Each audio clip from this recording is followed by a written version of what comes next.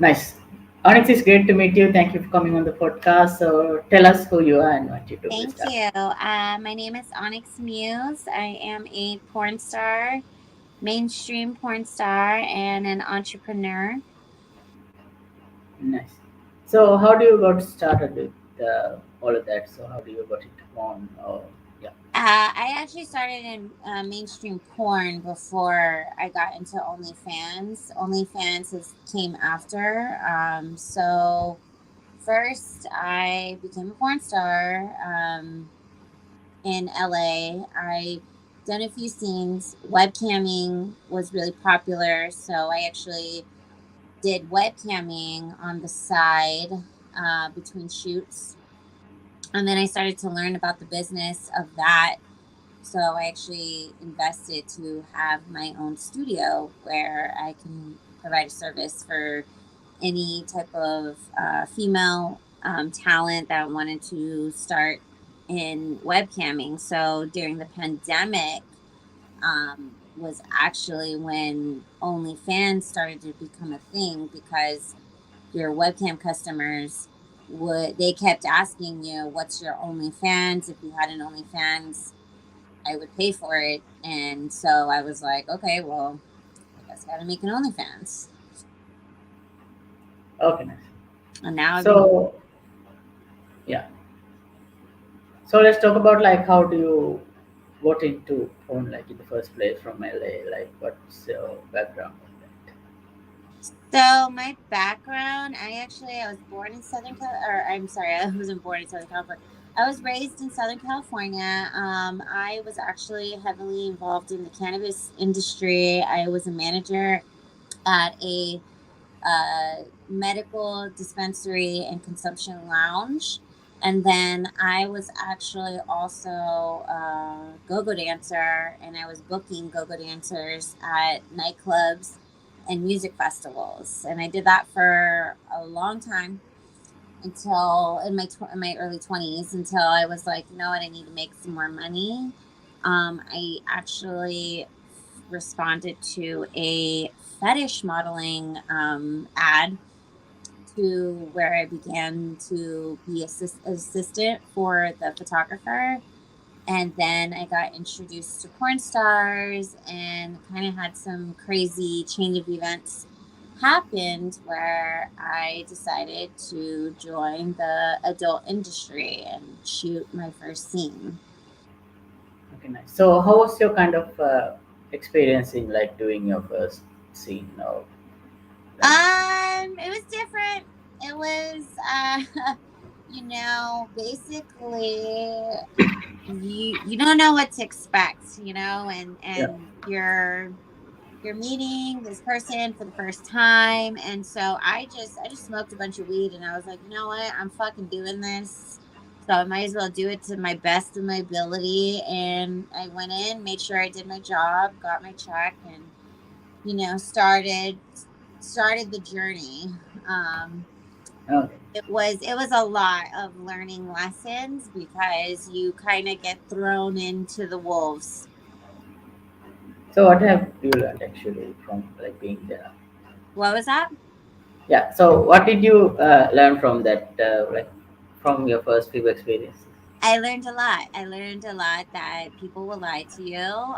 If you are not your own advocate, if you're not setting your own boundaries, people will definitely take an opportunity to cross it because it's a different industry. I can't go to like a HR department and say, "Hey, this person's sexually harassing me" or something like that. You it's cutthroat, so you have to have a thick skin. Plus, after Yeah. you do a scene, there's the internet. They don't know. They don't know from real to fake to the fantasy, so they get hung up on thinking that you're like a stereotype of person. So they take it personally. Like if you shoot with certain men, certain performers, and it was very intense because you had this persona that you had to like uphold, And you also Okay. have this fantasy that you had to keep alive for these fans, and then it's like your private life is totally separate. Yeah, it's like you kind of do different kind of scenes like as a character, so like it's you're actually acting there. So like people sometimes would take it as like kind of in face value, so like they would consider you as like that person. Yeah, I did a coupled scene that was pretty intense, or even if I shot with like if I did an interracial scene, people thought that, oh, I was held against my will and they did this, they forced it on me. And it's like, what are you talking about? Like I'm acting. Like this is a job. But, you can't people in the internet, they take it so personally. I think prior to OnlyFans, it was a different type of industry where it was pretty intense, certain actions that you do. And Yeah. you don't know. I mean, you're getting called from your agent to do a scene, and you're like, fuck, yeah, finally, like, I'm ready to work. So you do the job, and then you don't realize that you have this, like, other like thing that you have to worry about after you do that. Okay, nice. So like you talk about kind of OnlyFans kind of changed the kind of the dynamic. So OnlyFans changed the dynamic for performers because before OnlyFans, you had to have an agent. Your agent had to, get you a gig, and then you were typecast. So yeah, I'm petite, I'm small, so I had to stay in that kind of like little girl, character type. And if I wanted to dye my hair, I remember my agency was like, "Oh, no more dyeing your hair red and no more tattoos." And I got another one. I dyed my hair red again, and I got more tattoos because I was just like, you work for me, I don't work for you. Um, it was very hard. And it was very political too.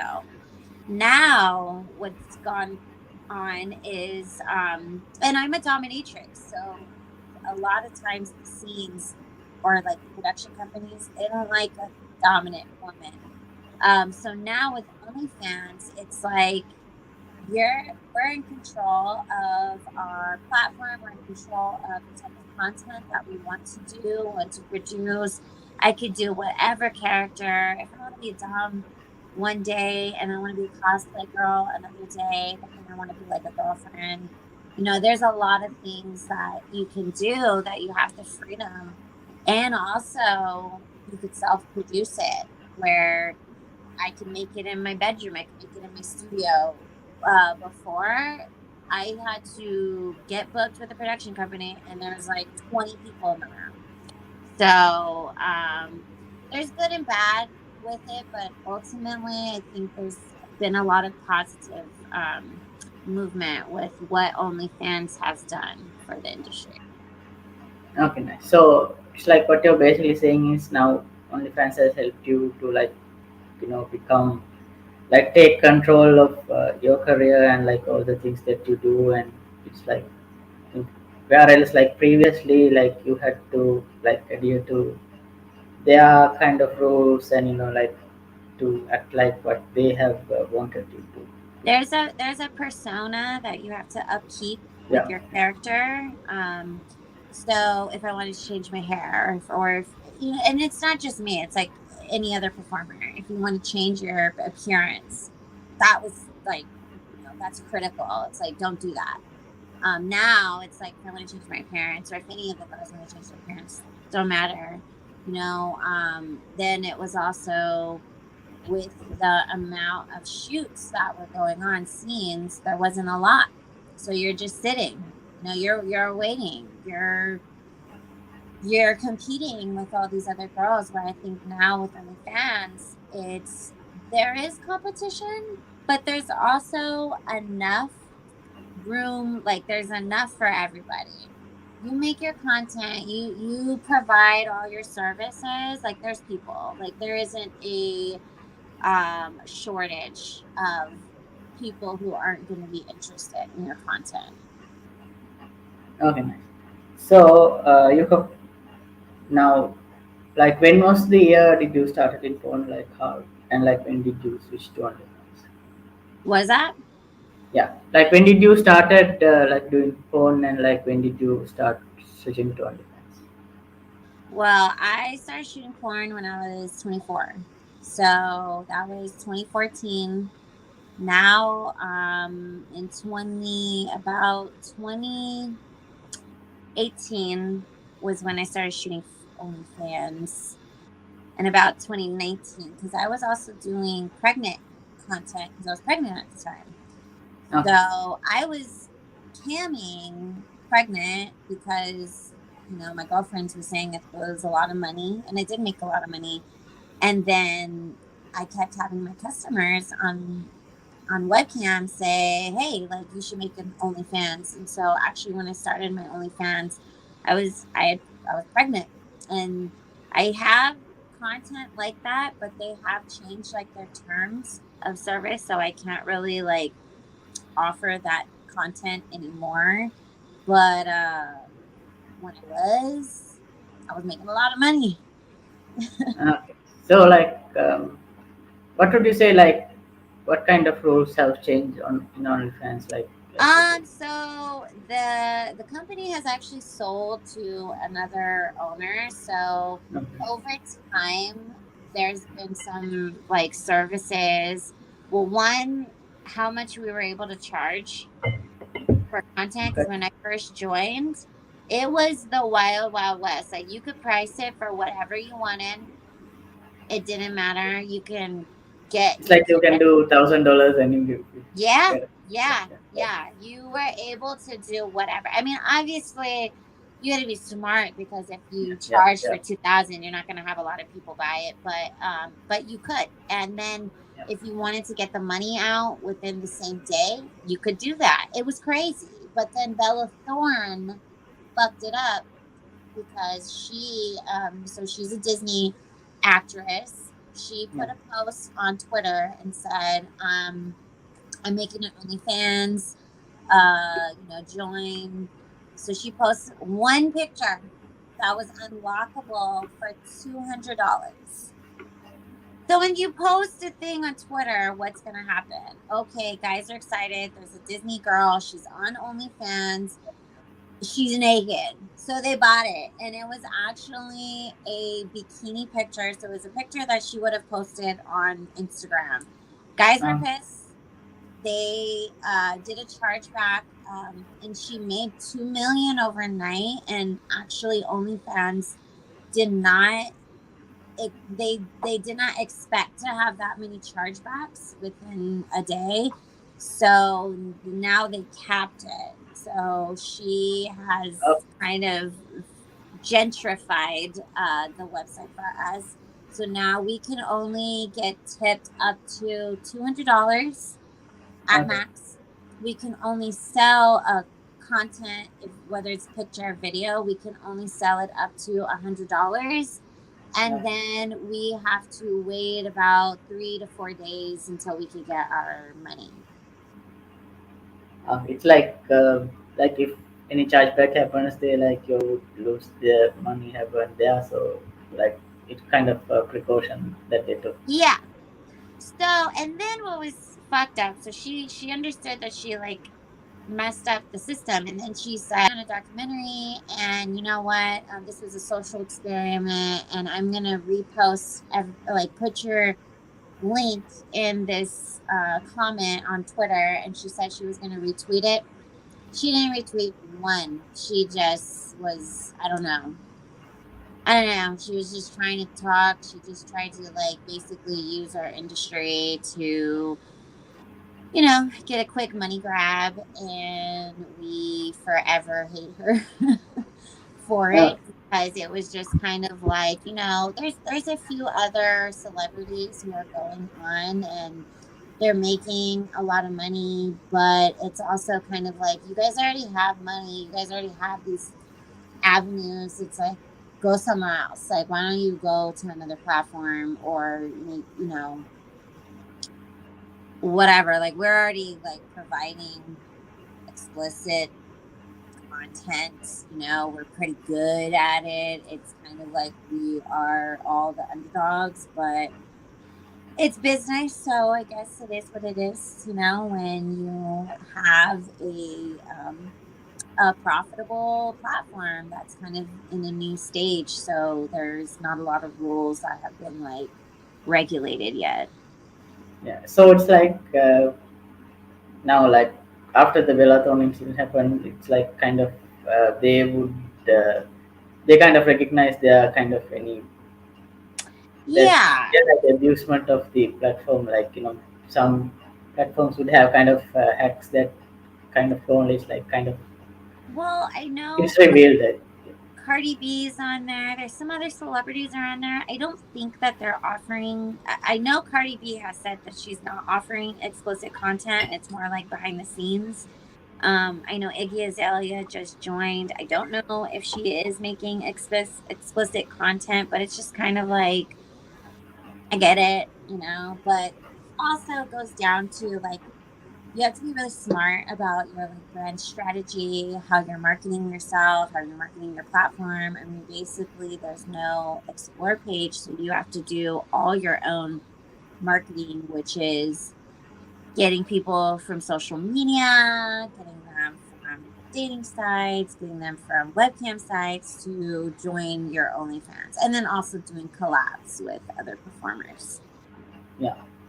So it's like you don't have like not like in Facebook, you actually have to subscribe first to see any of the posts. Right. So Like there's no like pool of guys that they like of accounts that they already have. Um and so that's where now other platforms that are they see like they see the success that OnlyFans has done. So they're trying to imitate it or be a little bit better. Have a better like offer than what OnlyFans does. And there is some that's great. Like Playboy Centerfold has a platform. They're really awesome. They have a lot of limitations, but you can tip a lot. Or now they have it where there's no cap at what you can sell a content, which is nice. But the functionality of OnlyFans is so easy, so effortless that none of these other competing platforms are as good as how OnlyFans has it. yeah, I think it's like kind of the years of kind of like tweaking the platform that had helped them to Right. become like It's that. Yeah. kind of like the Instagram. It's like Instagram is so easy, it's so effortlessly. Yeah. TikTok is good, can be a little complicated, but you do get a lot from there.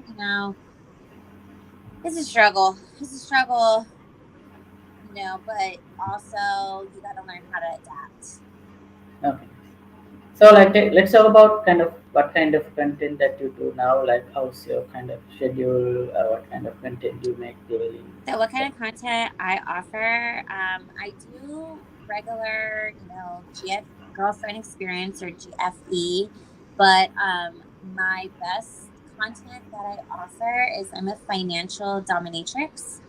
So, I offer a lot of FINDOM content. I do virtual dates and virtual shopping. Um, so, I do shopping and I don't have a guy around. It's all virtual. And it's just kind of something I fell into, and it's been really working for me. Okay, so like how could you explain like what those concepts are like? So basically, say I will do a live show Okay. with my fans. If it's like because I have a VIP page, I have a free page, and then I have a VIP page. Okay. With my fans who are on my VIP page, I can do a thing where I will do a tip goal. So if they reach this goal, then I say, you're going to take me out on night in the town in Vegas. But really, I'm going out. I go to these places, I have my tripod, and I'm streaming, so I'm eating and, at this fine dinner. It's almost like they're getting the perspective that they're on a date with me.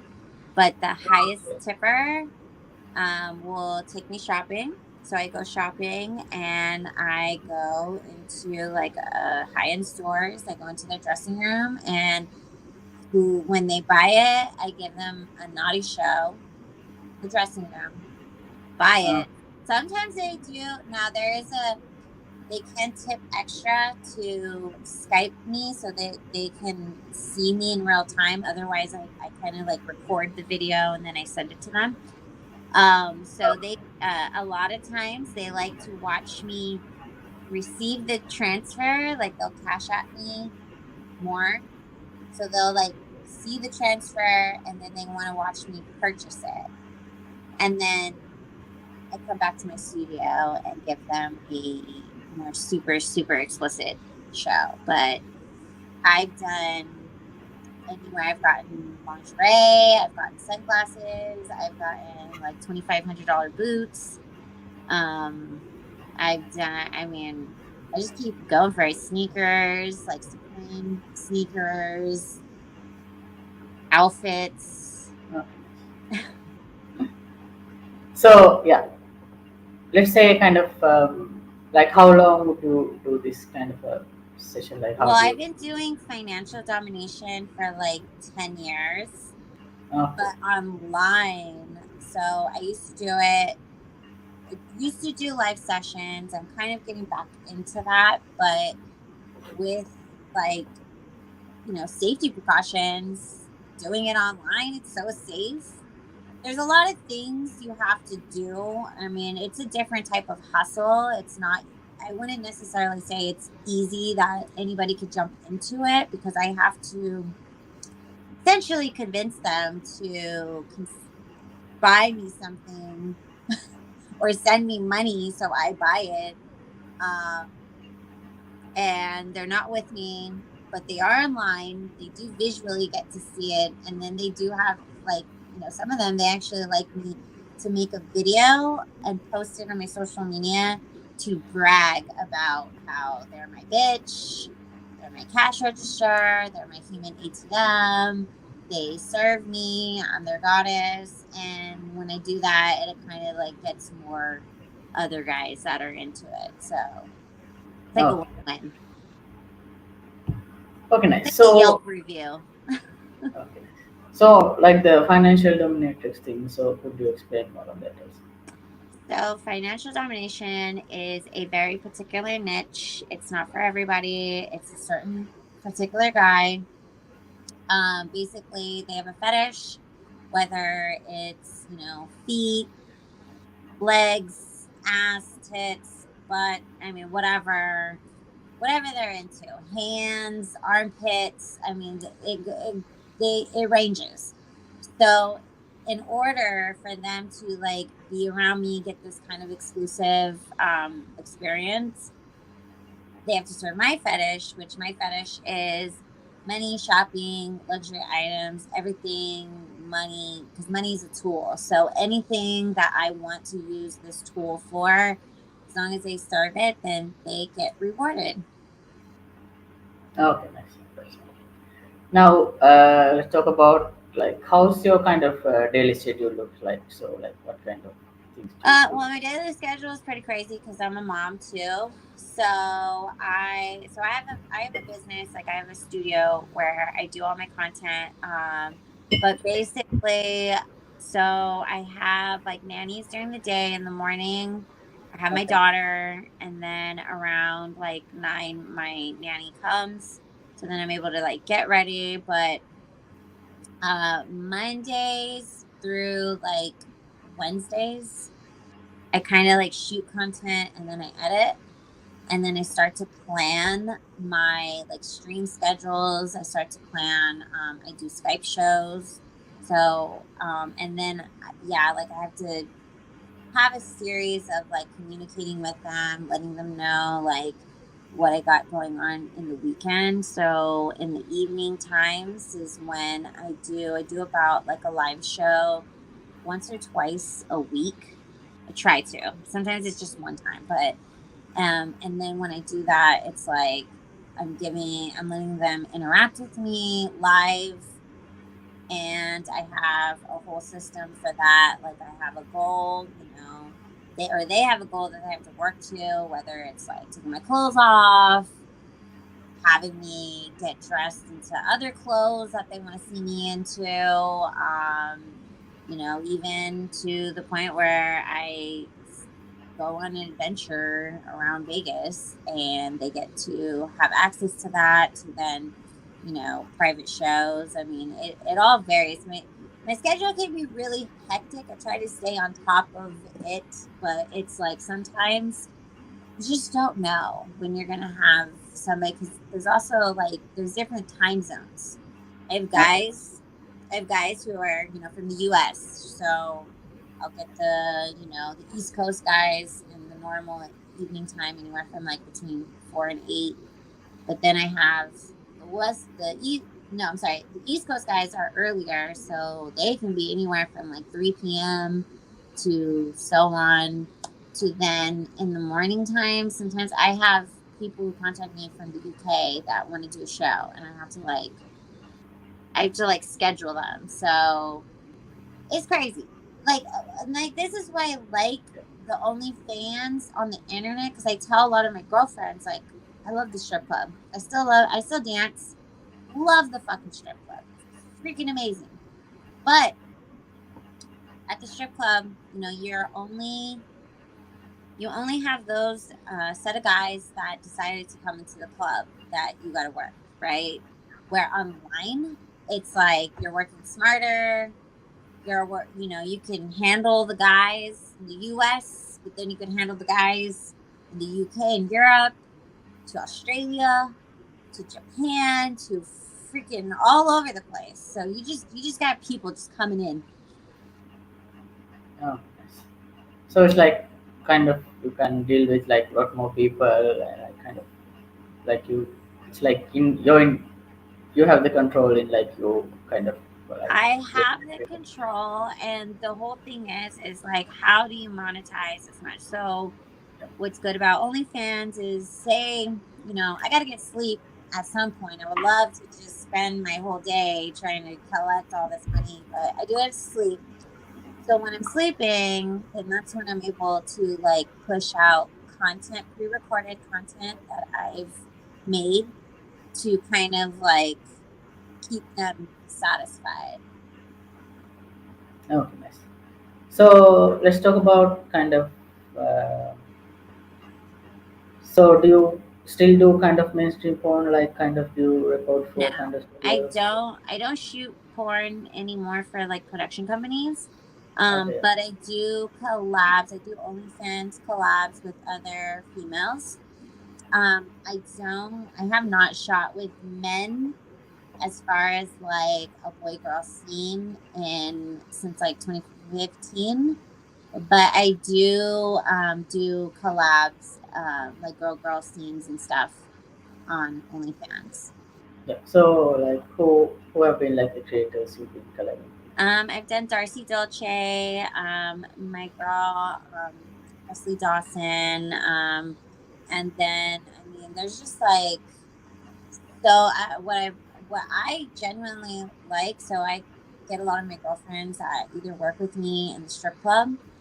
with? Okay. I help them get started with OnlyFans, or even if they're like a new content creator, then we do a collab, so that just kind of like helps both of our brands. Yeah. But I know all kinds of girls in the industry. It's just all about planning. I really don't like, now that I'm a mom, I'm really mindful of like doing actual like porn scenes, Oh, especially like explicit scenes, that I really don't have to. I mean, besides with the girls, like I love doing scenes like that with girls, but most of the guys that I have in my scenes are kind of like fetish guys, or like submissive slaves types. So that's like kind of the only way I have a guy on my content. okay. And I love it. But most of the time I do a lot of solos. Yeah. So do you still do webcamming or like you let go of it? Yeah. I do. So I still do webcamming because I still feel it's lucrative. Some of those guys actually spend a lot more money than on OnlyFans. That I think a lot of girls should take advantage of the webcamming because that's just another form of marketing where you could get them, you could funnel them to your page. I like it, but it's a mixed bag for certain people. But I think a lot of girls need to like consider doing some cam shows because it just helps you get more business. Okay, so like, would you say like it's kind of say cross promotion between like the OnlyFans and webcamming? It can have kind of similar kind of people, or it's different. Sort of. They do and they don't. I mean, it is different type of spenders, but a lot of the guys, they'll subscribe and they'll start buying your content. And what's the difference between the camming and the OnlyFans? OnlyFans, you get paid in USD, Okay. um, or wherever you're from, but webcamming, it's tokens. Okay. So you have to charge a lot of tokens. So basically, 5 cents is what a token is. So Yeah. you have to like put your tip menu. You have to really like plan it out to the currency trade. Some of the guys, they like to take advantage of the girls. Like, oh, if they don't know, they'll try to like throw them like 100 tokens, thinking it's $100, but it's not. So there is like a trickery, but like what I do is I just don't get like naked on my cam shows. I kind of Okay. save that Yeah. for OnlyFans. It's kind of teasing to come out. Yeah, it's all teasing. It's all teasing. Okay, great. So you talk about kind of like having the studio, like I think you are in now. So like, Yes. yeah, how do you kind of utilize that? So before OnlyFans started popping off, and I was doing porn and then I was doing the webcamming, and when I was in LA, and this is before I had my daughter, um, I went to these studios, and what was cool was like they had a set ready where at the time that I was living in my place, I was like trying to set up a set, but I was like, oh fuck it, I'll just go to these studios. And I like pretended that I was not a porn girl. I just pretended I was like a normal girl because I just wanted to utilize not only the knowledge, but their sets and stuff. And then I started to realize that none of these studios knew what the fuck they were doing as far as like teaching the girls. And I started to see that there, and then some of the studios were, like a manager would make a move on me, or he would try to do like a set, like to kind of be a customer of the services. And I was like, this is really weird. I was like, there should be like an option that girls can go to where they don't have to worry about Yeah. exploitation, harassment. I get it. It's like sex work, but it really was kind of toxic environment, work environment. And then there was a lot of girls that they just, they're brand new and they were just like, I just want to know. So I would like fucking roll in there with like a whole suitcase of shit. They were like, how do you know to bring this? I was like, I don't. I was like, I'm just doing the show. And this guy asked me, so I want to make sure I have this. And so then I just was like, you know what? Um, I'm going to invest because I had a studio. They asked me, they were like, oh, hey, if you bring girls in, we'll give you a commission. And so I was like, let me have a meeting with your owner. And I was like, you don't even have to pay me a commission. Why don't you just hire me on as like a full-time employee and I'll just do this? They didn't like that. They thought that they had a place, they had studios in Hollywood and Beverly Hills. So they thought that girls would walk in on the street, and absolutely not. Not like that. So I just decided to invest my money and get my own studio where not only I can do it, but where I can help girls kind of start now. And so now out here in Vegas. I also have a house that has everything that they need to get started. But what I teach the girls too is eventually you're going to want to invest in yourself because now you're a business owner.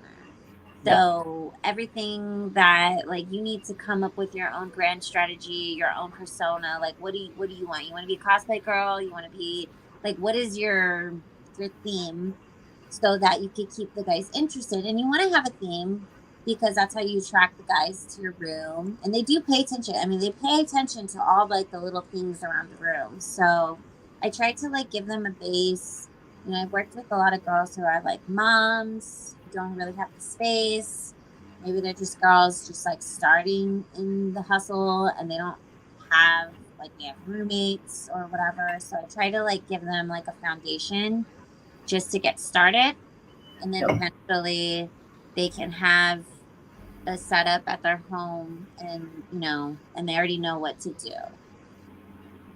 Okay. So also you talk about this like just right now. So kind of like how do you help kind of the new girls like kind of get into this and like how do you uh, kind of How like do I help what? into yeah. Like how do I So get like started? yeah like yeah so like since now you have the studio like the girls are coming in so like like how do you kind of work with them, how do you Sign help them? them up, get them started. It does take a process in order for their account to go active. And then just say, hey, okay, when do you want to do it? And set up a day. And I just tell them to like bring some outfits. And then we just go. So when I first do it, like for webcamming or even OnlyFans. So there's a lot of technology. There's like software, so Yeah, I can stream on multiple sites at the same time as long as I'm in the software. You don't want to do it individually because the bandwidth isn't good. So what I do is I I do my show, and on my okay, show, on my profile, I promote that I'm on a live show with this new girl. So then I help my fans go add her profile. So then that way she could just like get started with like a base of guys. But yeah, then yeah, what she has to do is like soon to be consistent. So once she like fully understands how to set up her equipment, set up her, you know, everything, and then you got to set up tip goals. Like there's a whole process that goes down. You can't. I mean, you can sign on and hope for the best, but you really want to be in control of yeah, yeah, navigating like, your show because at the end of the day, you want to be making money from the jump. But these guys, they need a bit of a direction. So I always say to the guys, I'm your video game. You're the controller, and I set the controls. And it's up to them to go through the prices, and then they tip, and then little certain actions are per tip, and then I teach the girls that when they're running the show. So once like the countdown's over, well now you got to go to another countdown. yeah. Okay. So kind of say what would you say kind of like the best thing about what you do? The best thing about what I do is I don't have a boss. I love helping women kind of navigate through this industry in like a healthy, safe way where, it's like I'm not trying to fuck them, I'm not trying to exploit them. I'm actually trying to like empower them and give them like opportunity to become financially independent. They just need to learn how to do this, and I'm super techie. Like I'm genuinely into this. I went to school for sound engineer and music production Nice. at LA Recording School in LA. So I've always been a pretty techie person, and I knew when I started this, like I got it really easily because I'm really into like computers. But I know your average girl who gets started, she's not going to know what to do. There's a lot that goes into like setting up your profile, you know banners. I've even like on my free cams, I've even done HTML, CSS, like set up my thing because you Okay. have a roadmap. So, Okay. but Good. I genuinely I love just helping women like get into this and try to like, help be a guide to, because I literally like I especially even doing a show, like I know every type of pitfalls. If a guy comes in and he starts asking you something, there's a lot of like abbreviations to certain like fetishes. So it's like they have to like educate themselves of like, okay, when this guy's asking about this, like, what is that? Okay. So now, what kind of how would you kind of guide if someone new kind of starting with all of this? Like, how would you kind of go about it? I mean, they have to be 18 and older. So they have to be of age to get Yeah. started, but really anybody could do this. Even older people, even older women and men. Men can do this. This is not just a female hustle. Men can do it. Now, I'm not saying women are going to want to buy like feet pictures of men, but you got to set it up. You got to have like a brand strategy. If there's attractive men who probably get a lot of ladies, that's content out there that other men would want to see because they're like, hey, I want to kind of vicarious live through you, but like, what are you doing? What are you saying to these girls to get them? That's a form of content. OnlyFans or like platforms, it could be very educational based too. But that what I love is just the freedom of creativity that you can do on the platform. Okay, nice. So yeah, we are kind of getting to the end of the stream and this podcast. So before that, if someone wants to find you, to see your content, how can they find you? They can find me on social media. I'm on Instagram, I'm on Twitter, and I do have a website, and I do also have a radio show. So they can contact me there. I do a lot of trade shows, so I'm out there talking to people. I'm at strip clubs. I mean, wherever you find me, you can find me. But the best way to find me is on Instagram, Onyx Muse XO, or Twitter, Onyx Muse XXX. Slide in my DMs, send me a message, let me know you're interested. I can provide a lot. I also have locations that performers can use to shoot content. I have a lot of things to offer. So if they're interested, feel free to reach out to me. Okay, great. So now the final question is, what does freedom means to you? Freedom means to me that I can, if I want to make content being a dominant woman, if I'm gonna be a cosplayer, it's just not being binded by a certain character type persona. Like I love that I can switch different type of personas in the same on my same platform, and I don't have anybody telling me like, oh, you can't do that or you're not going to be successful if you do that. Like, and also number one thing is owning my content. Like all the content that I make, I own. Different from when I was shooting for production companies, they own that and I didn't have any rights to it. So um that's what freedom means to me. Okay, nice. So Onyx, it's great to meet you. Thank you for coming on the podcast. Thank So you. we'll get it. Yeah. Thank you so much for having me. Okay.